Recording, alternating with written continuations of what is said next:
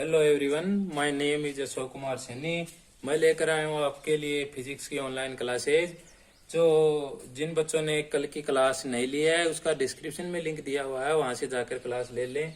कल हमारा टॉपिक था आवेश और आवेश के गुणधर्म और आवेश को कैसे उत्पन्न किया जा सकता है। और आज हम उसी क्रम में आगे चलते हुए आज का टॉपिक रहेगा हमारा कूलॉम नियम का सदिश निरूपण, अध्यारोपण सिद्धांत।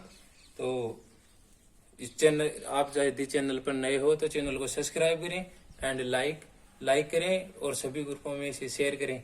तो इसी क्रम में हम क्लास स्टार्ट करते हैं आज की। तो आज का टॉपिक है कूलॉम नियम। कूलॉम नियम।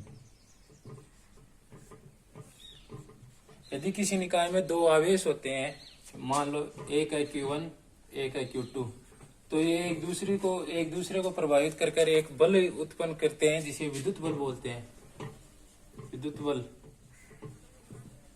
और इस बल की गणना करने के लिए कूलॉम ने एक नियम दिया था जिसके द्वारा इन दोनों के बीच की दूरी मान ले R है हमारे पास। तो कूलॉम नियम के अनुसार इस पर लगने वाला जो बल है वो विद्युत बल है, वो होता है ये दोनों Q1 और Q2 दो आवेश हैं, इन दोनों के गुणनफल के तो समानुपाती होता है, F समानुपाती Q1 Q2। और इनकी बीच की दूरी है उसके वर्ग के व्युत्क्रमानुपाती होता है, F व्युत्क्रमानुपाती 1/r²। तो इन दोनों को हम जब इक्वल करते हैं समीकरण, इसको 1 दे देते हैं समीकरण 2। अब समीकरण 1 और 2 को हम समीकरण 1 व 2 को प्लस करते हैं, मतलब जोड़ते हैं। तो इन दोनों से प्राप्त होता है हमें Q1 Q2/r²। असमानुपाती नियतांक घटाने के लिए हम यहाँ कांस्टेंट K का उपयोग करते हैं, K Q1 Q2/r²। के ये समानुपाती नियतांक K है, इसका मान होता है 9 × 10⁹ 9 × 10⁹ और न्यूटन मीटर स्क्वायर बटे कूलॉम स्क्वायर इसका मात्रक है। इस K की जगह हम इसको 1/4 एप्सिलॉन नॉट भी लिखते हैं। ये एप्सिलॉन नॉट है जो विद्युतशीलता बोलते हैं इसको। इसका मान है वो होता है 8.85 × 10⁻⁻12 कूलॉम स्क्वायर बटे न्यूटन × मीटर स्क्वायर, ये इसका मात्रक है। ये कूलॉम नियम है जो बच्चों इस पर आधारित एग्जाम में न्यूमेरिकल पूछा जाता है। ये मोस्ट है इस परीक्षा की दृष्टि से। तो ये K बराबर हम 1/4 एप्सिलॉन नॉट लिखते हैं। एप्सिलॉन नॉट है यहाँ पे है निर्वात या हवा की विद्युतशीलता।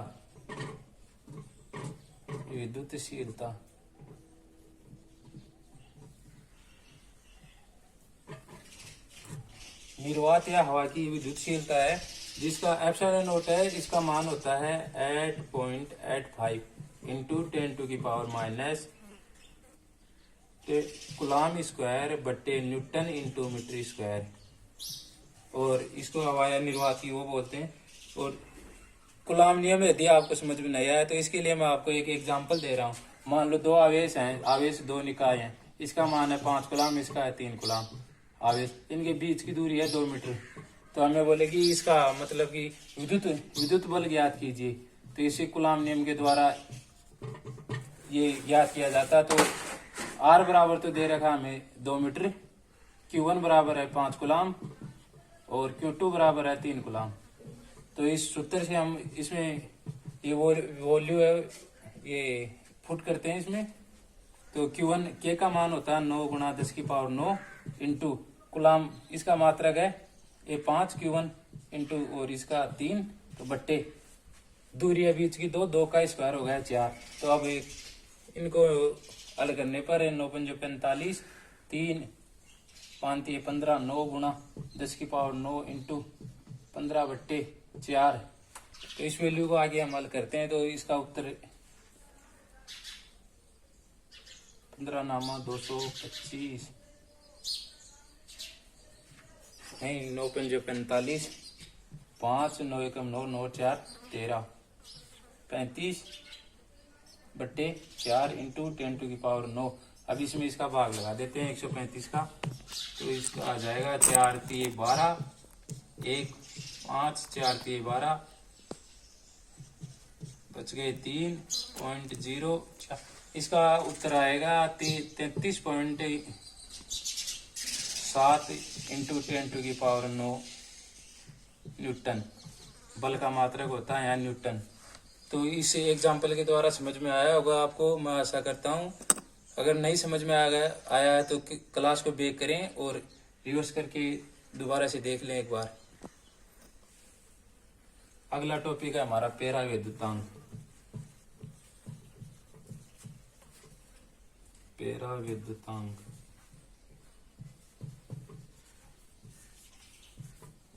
पेराविद्युतांक को एप्सिलॉन आर से मतलब डिनोट किया जाता है। और एप्सिलॉन आर बराबर होता है मतलब हवा या निर्वात में बल, निर्वात या वायु में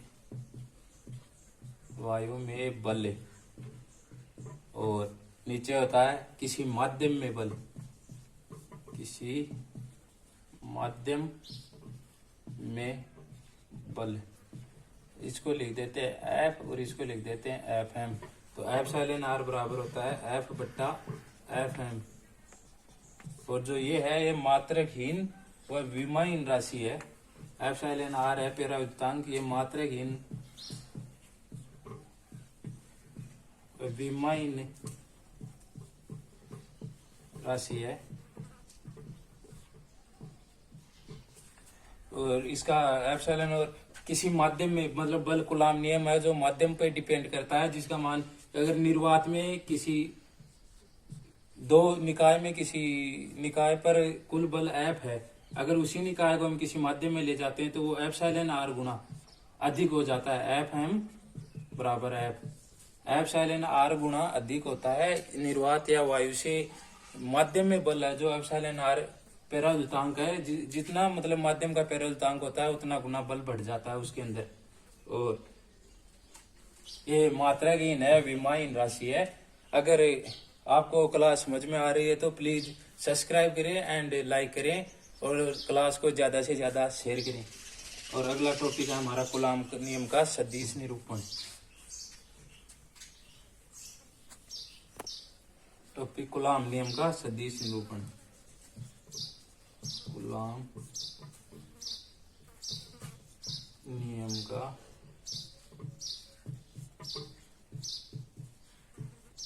सदिश निरूपण।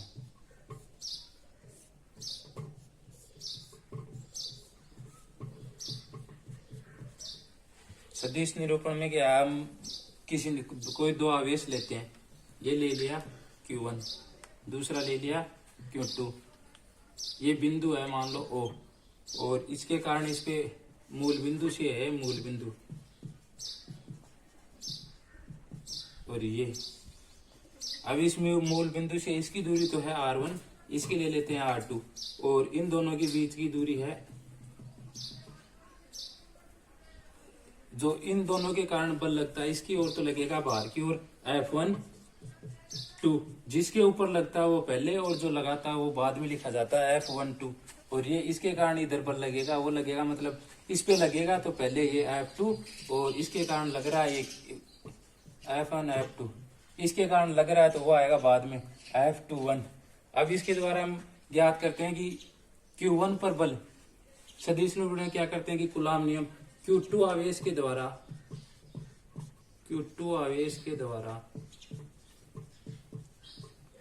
Q1 आवेश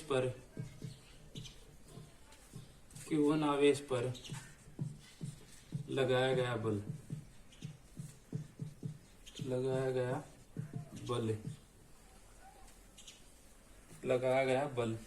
तो इस पे लगाया गया बल क्या होगा F21।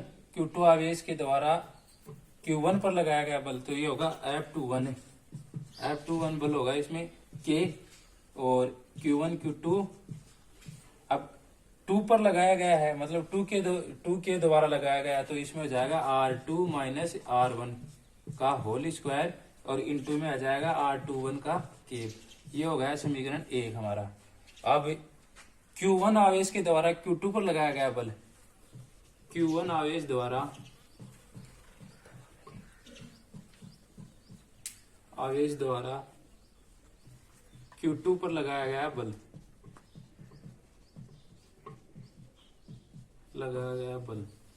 ये होता है F12।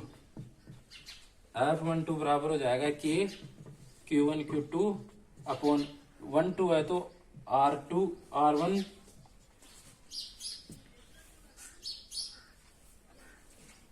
मतलब बाहर ये 1 पहले है तो 1 से बाहर की ओर इसको घटा देंगे तो ये हो जाएगा R1 माइनस R2 और R1 और R2 का यहाँ हो जाएगा K।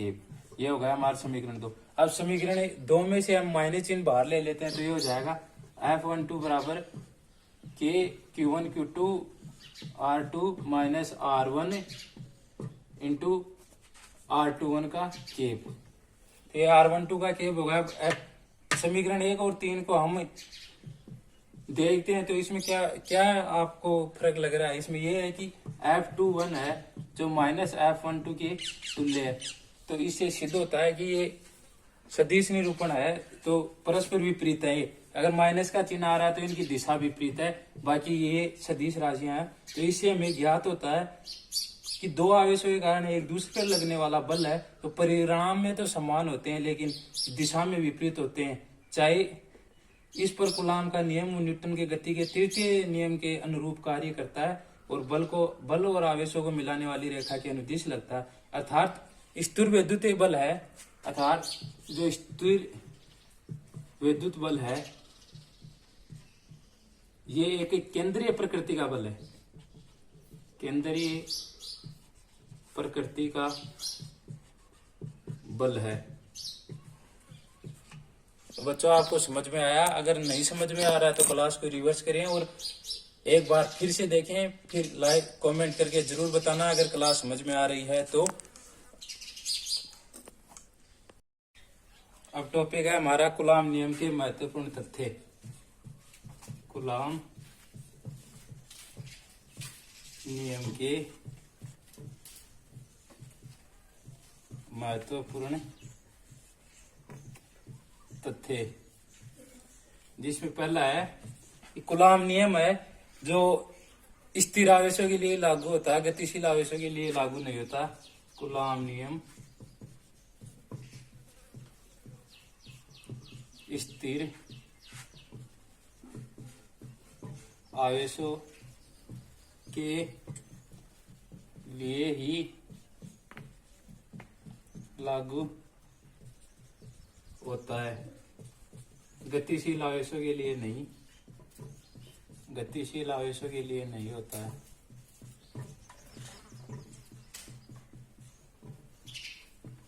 इसका रीजन क्या है कि गतिशील आवेश है वो चुंबकीय क्षेत्र और विद्युत क्षेत्र दोनों उत्पन्न करता है, लेकिन कूलाम नियम के द्वारा विद्युत बल ही ज्ञात किया जा सकता है। इसलिए गतिशील आवेश है जो विद्युत क्षेत्र और ये चुंबकीय क्षेत्र है दोनों उत्पन्न करता है, इसलिए कूलाम नियम गतिशील आवेशों के ऊपर लागू नहीं होता है। इसका दूसरा महत्वपूर्ण तथ्य है कि कूलाम नियम है, कूलाम नियम है 10⁻⁻15 मीटर या उससे कम दूरियों के लिए लागू नहीं होता, कम दूरियों के लिए लागू नहीं होता है। इसका रीजन ये है कि अगर इससे कम दूरी है कि लिए लागू नहीं होता है, क्योंकि ये इसके कम दूरी के बाद नाभिकीय बल एक कार्य करता है जिस पर कूलाम नियम का प्रभाव नहीं होता। नाभिकीय बल है जो एक प्रबल बल है, वहां कूलाम नियम लागू नहीं हो सकता। तीसरा बिंदु है इसका महत्वपूर्ण तथ्य में कि दो आवेश हैं, दो आवेशों पर लगने वाला कूलाम बल, लगने वाला कूलाम बल अन्य आवेशों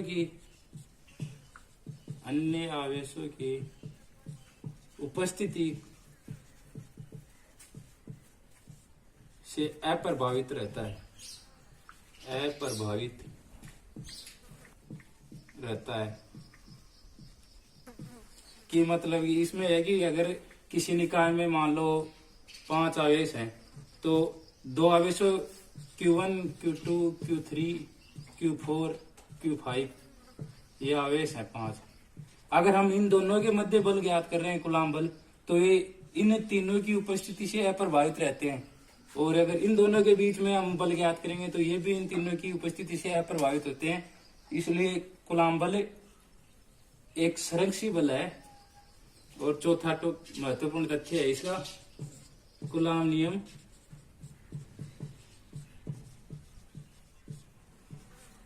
व्युत्क्रम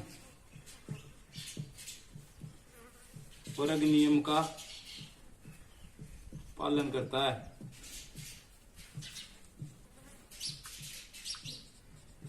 और ये एक संरक्षी बल है, संरक्षी बल है।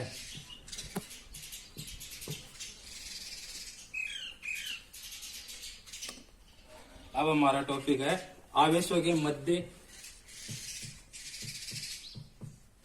बहु आवेशों के मध्य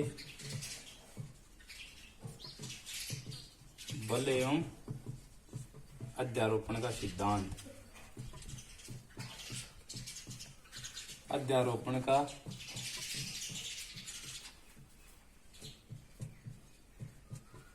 सिद्धांत।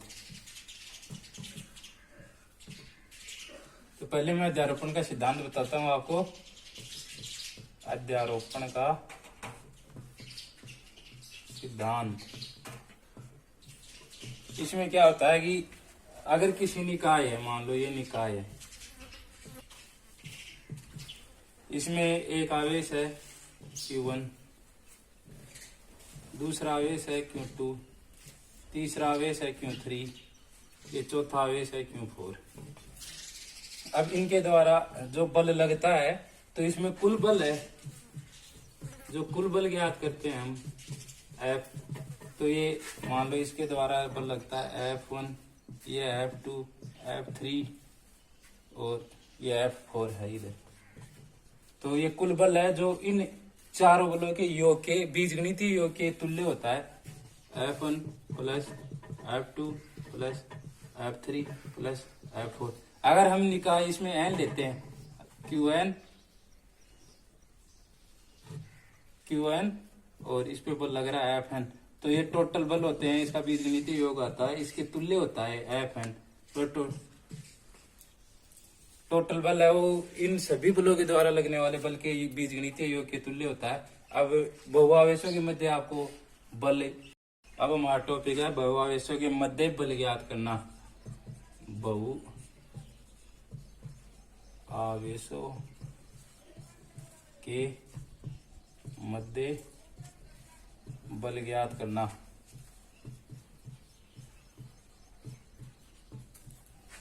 तो मान लीजिए हमारे पास निकाय है, और ये हमारा परीक्षण आवेश Q0 है, ये हमारा Q1 आवेश है, ये Q2 है और ये इधर Qn है। तो इसके कारण इस पर बल, इसके कारण इस पर बल और इस Qn के कारण इस पर बल। तो ये F इसके द्वारा इस पर हो जाएगा F01, इसके कारण हो जाएगा F02, इसके कारण हो जाएगा F0n। तो ये हमारा परीक्षण आवेश Q0 है, यहाँ पे ये Qn है।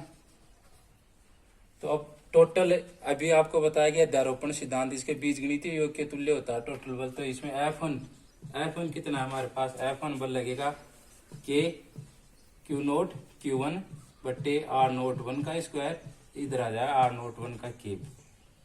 F2 आएगा हमारे पास K Q0 Q2 बट्टे R02 का स्क्वायर इंटू R02 का केप। अब F3 आएगा, F3 आ जाएगा K Q0 Q3 बट्टे R03। ये Q3 आवेश है हमारा यहाँ पे, इसके कारण भी बल लगेगा। और अब F01, अब आएगा F0n, तो ये जाएगा K Q0 Qn बटे R0n का स्क्वायर इंटू R0n का केप, इधर आएगा R03 का केप। अब इन चारों समीकरणों को हम जोड़ते हैं अध्यारोपण के सिद्धांत से, तो ये टोटल बल आएगा F equal to F1 plus F2 plus F3 dot dot dot plus Fn। अब इसको जोड़ते हैं K Q नोट 1 बट्टे R नोट 1 का square plus K Q note 2 Q2 बट्टे R नोट 2 का स्क्वायर।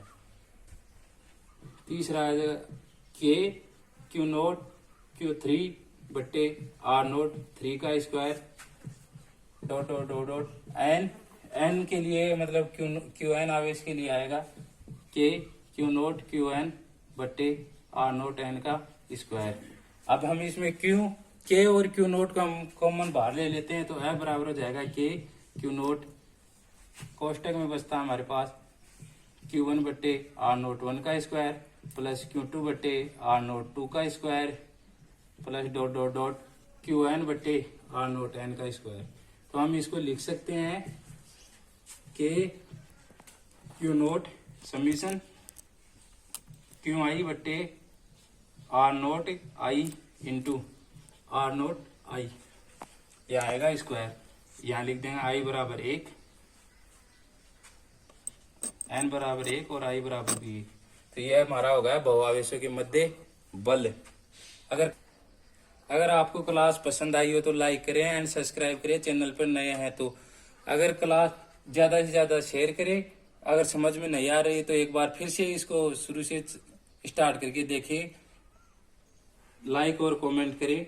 जो आपको टॉपिक में समझ में नहीं आ रहा है उसको कमेंट करके जरूर बताएं, हमें आपको हर क्वेश्चन का सॉल्यूशन वहां पे मिलेगा। जय हिंद जय भारत।